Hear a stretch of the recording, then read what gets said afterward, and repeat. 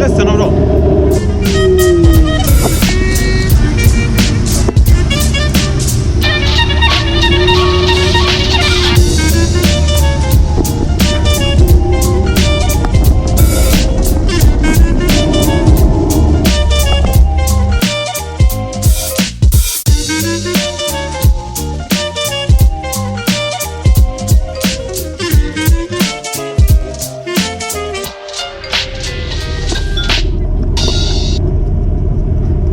Väldigt ärligt säga att Håkan Mild är en sjukt trevlig människa alltså. Podden gick hur bra som helst.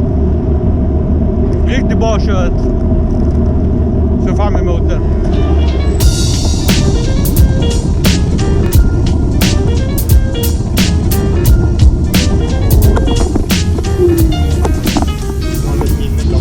Lite grann. Plus är eldrivet liksom, det kostar ingenting. Nej. Kan jag dem vad som helst. Vill du prova den?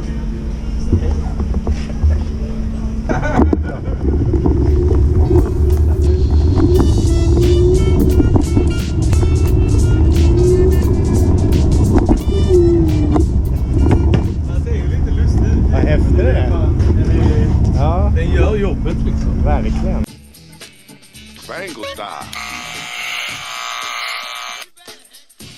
Så där var klippningen klar. Ska jag dra hem nu, har ett par saker jag måste fixa med jobbet.